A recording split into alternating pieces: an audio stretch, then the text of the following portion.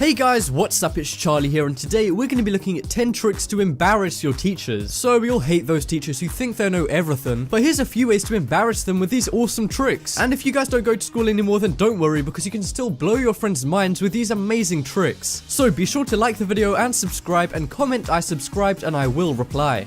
So coming in at number 10, we have guess any age. So this is the only way to guess anyone's age with 100% accuracy. So let's say somebody's 18 years old, but you don't know that. All you need to do is tell them to multiply their age by 5 and then add 8, and then multiply that by 2, then subtract 6 from it and multiply it by 10. Then ask them what number they've got, then subtract 100 from that and divide it by 102, and you should get 18. And yes guys, this works with any age, so get ready to blow some minds and maybe creep some people out too. But next up we have mind reading. So this is the only way to know what number anyone is thinking of. So for this one, all you need to do is ask somebody to think of a number between 1 and 20. Let's say it's 7, but it works with any number from 1 to 20. Then tell them to add 5 and multiply that by 3. Then tell them to subtract 15. Then ask them what the end result of all of that was, and it should be 21. Then divide 21 by 3, which comes out as 7. So yeah guys, this is a surefire way to blow anyone's mind as long as you do it with a number from 1 to 20. But next up we have number predicting. So for this one, write down a 6-digit number, then get somebody else to write another 6-digit number under that. Then you write another 6-digit number under their one, and then the guy will write another 6-digit under yours, and then you'll do the same again too. Then add up all the numbers, and then you take a piece of paper out of your pocket with that number already written on it. How do you do this? Well, all you need to do is look at the second and third numbers. So the second number was written by somebody else, and the third was written by you. And when you're doing this trick, what you need to do is make sure that the 6-digit number you put under theirs adds up to 999,999 when you add the third and second numbers together. And then you do the exact same thing with the last two numbers. And that means that the last four numbers will add up to 999,000 multiplied by 2, which is 1,099,998. So all you need to do before the trick is choose a 6-digit number that's bigger than 1,999,998, add that to 1,900,998, and then write it on a piece of paper. And then get ready to make people's brains melt. So next up we have 2 plus 2 equals 5. So this seems impossible at first, but it's really just a trick. So let's take an assumption that minus 20 equals minus 20, and then let's rewrite that as 16 minus 36 equals 25 minus 45. Then we need to add 81 over 4 on both sides, and then rewrite the equation like this. Then here's where it gets complicated. Rewrite the equation using a minus b squared, and then get the square root of both sides, which would be this. Then cancel out 9 over 2 on each side, which gives us 4 equals 5, and because 4 is 2 plus 2, that proves that 2 plus 2 equals 5. And if you're totally lost at this point, the way we did the trick was that when we square rooted, we only considered the positive numbers and not the negative numbers. But you can actually do that, so it still makes sense. So yeah, this is bound to fool almost every teacher unless they're really, really good at maths. So next up we have use shoes to work out ages. So I'm sure you guys all know that you can tell a lot about a person from their shoes.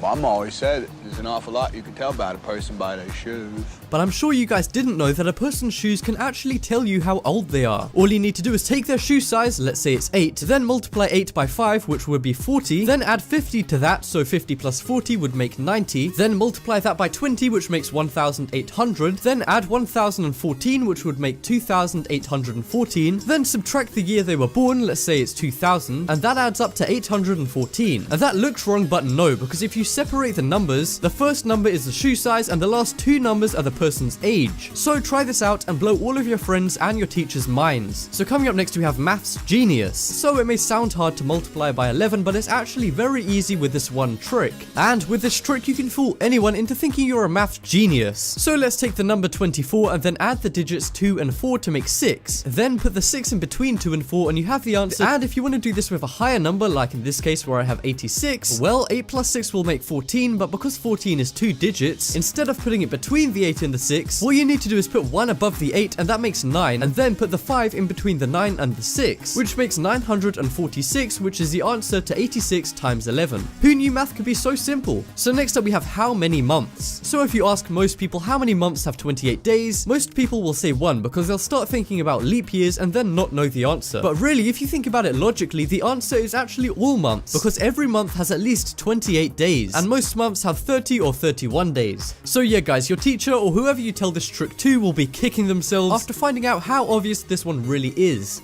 And next up we have what am I? So this is a really hard riddle that even the smartest people won't get. And it goes like this. I am something. I'm the beginning of the end. I'm the end of time and space. I'm essential to creation and I surround every single place. And the answer isn't actually anything highbrow. It's actually the letter E. And that's because E is at the beginning of the word end, and it's also the last letter of the words time and space, and it's also essential to the word creation, otherwise it would be creation. And the beginning and end of the sentence every single place end in E, so it surrounds the sentence. So yeah guys, this is a really good trick to confuse people and make them look pretty dumb when they find out how simple the answer actually is. And next up we have square. So you might know that a squared number is a number times by itself. For example, 4 squared is 4 times 4, and that's not too hard, but one thing that most people can't do is square 2-digit numbers. But if you know this one cool trick, you can square 2-digit numbers pretty easily. So let's try and square 75. So take 75 and get the 7 from that, and then multiply that by 7 plus 1, which will be 8. Then put 25 at the end to get a 4-digit number. Then we get 5,625, which is the square of 75. So there you go guys, now you can square any 2-digit number ending in 5 very easily and make yourself look like a mathematical genius even if you're really not. And next up we have how many fish. So this is a trick that most people get wrong, and it's kind of like a riddle. So it says 10 fish are in a tank, 2 drown, 4 swim away, and 3 die. How many are left in the tank? And most people would say 1 because all of the others have either swam off or they're dead. But the actual answer is all 10 are still there, because the fish are in a tank so they can't swim away, and fish also can't drown so that wouldn't work, and if 3 of the fish died they'd float to the top of the tank so they'd still be in the tank even when they're dead. So yeah, this is bound to trick almost anyone because it's kind of like 3 tricks in one. And that just about wraps up this video. Check out the poll in the top right corner and you guys can vote for the coolest trick. But as always, thank you for watching, leave a like if you enjoyed, and if you haven't already, what are you waiting for? Subscribe.